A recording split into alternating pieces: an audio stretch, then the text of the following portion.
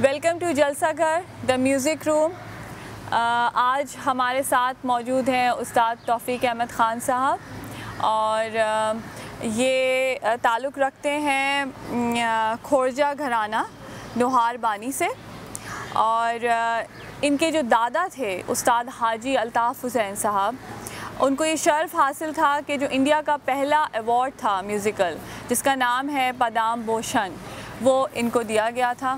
اس کے علاوہ ان کے جو والد استاد ممتاز احمد خان صاحب اور تایا واحد حسین خان صاحب سب کانٹیننٹ کے بہت مشہور اور اچھے کلاسیکل سنگرز میں ان کا شمار ہوتا تھا۔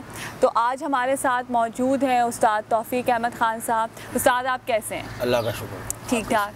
اچھا، یہ سوال کرنا آپ کو کہ میوزک کا شوق آپ کو کہاں سے ہوا، تو یہ تو بات ہم سب کو ابھی پتہ چلی گئی کہ میوزک آپ کے گھرانے میں تھا اور ہے، اور کیونکہ وہ آپ میوزک گھرانے سے تعلق رکھتے ہیں تو ضروری نہیں کہ میوزک گھرانے سے جس کا بھی تعلق ہو اس کو شوق ہو میوزک کا، لیکن آپ کو یہ کب ہوا کہ نہیں مجھے میوزک ہی کی طرف جانا ہے؟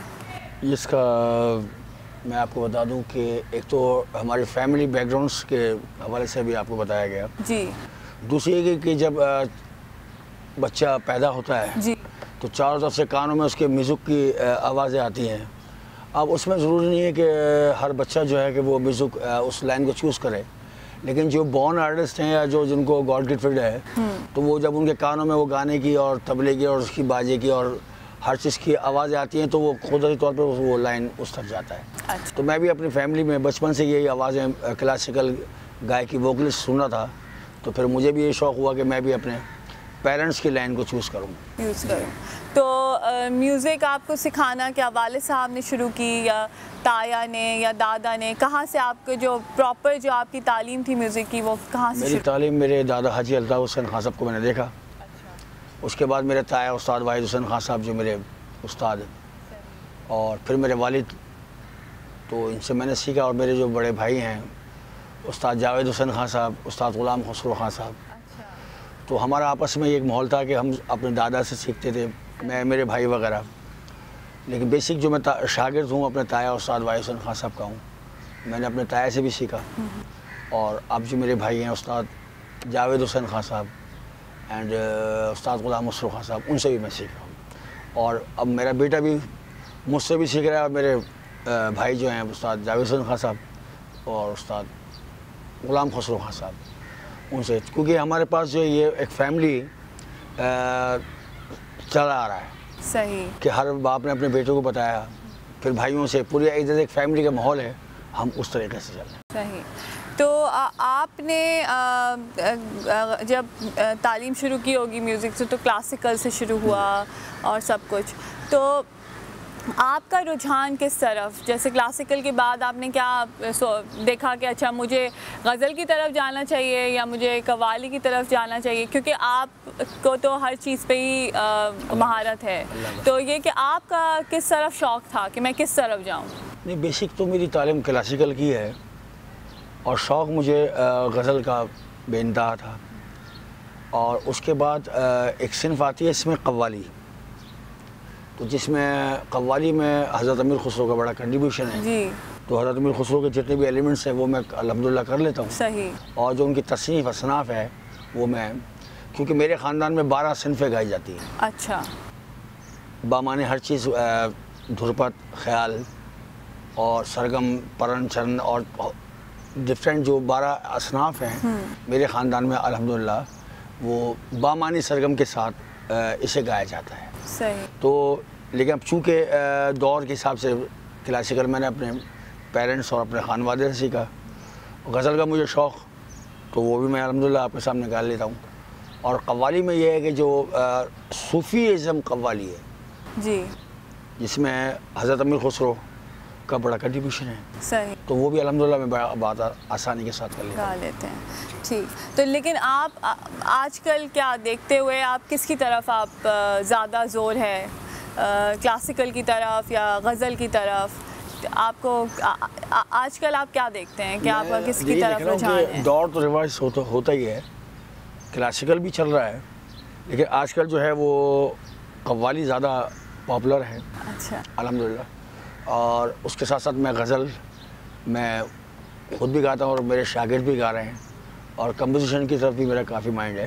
تو ابھی میرے شاگردوں کو میں نے کمپوز کر کے دیا ہے، اور وہ ماشاءاللہ مجھ سے بھی اچھا گا رہے ہیں. اچھا، ویری گڈ. تو کمپوزیشن کیا شروع سے ہی شوق تھا استاد کہ میں کمپوزیشن کروں گا، یا پھر سیکھتے سیکھتے آپ کو ہوا کہ نہیں جی کمپوزیشن کی طرف بھی ہے میرا انٹرسٹ ہے؟ یہ تو بورن ہی ہوتا ہے. اچھا.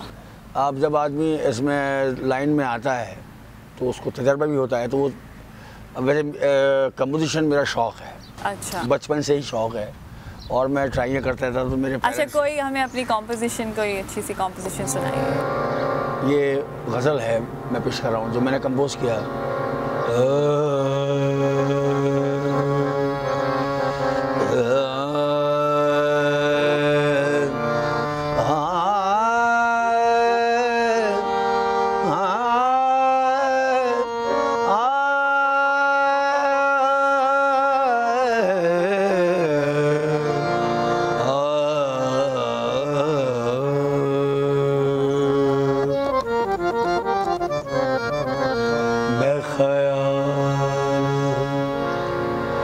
کسی اور کا مجھے سوچتا کوئی اور ہے. سر آئینہ میرا عکس ہے، پس آئینہ کوئی اور ہے. میں خیال کسی اور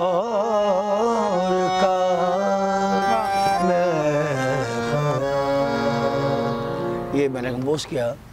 راگ ماروے میں نے اسے کمپوز کیا، اور میرے شاگرد بھی اس کو بہت اچھا گاتے ہیں، اور وہ کہتے ہیں کہ خان صاحب آپ ہمیں یہی سنائیے اور یہی سکھائیے. تو اب چونکہ یہ ذرا مشکل راگ ہے اینڈ مشکل کمپوزیشن ہے، تو یہ لوگ مجھ سے بڑے پیار سے سنتے ہیں اس کو. جی استاد، آپ کے بارے میں بڑا یہ ہم سنتے بھی ہیں اور ہم دیکھ بھی چکے ہیں، اور کیونکہ آپ بھی میرے استاد ہیں، ٹیچر ہیں، تو یہ کہ آپ بہت اچھا ٹیچر ہیں، میوزیکل ٹیچر آپ بہت اچھا ہیں، آپ بہت اچھا ٹیچ کر لیتے ہیں ہر ایک کو سمجھتے ہوئے کس میں کیا ہے.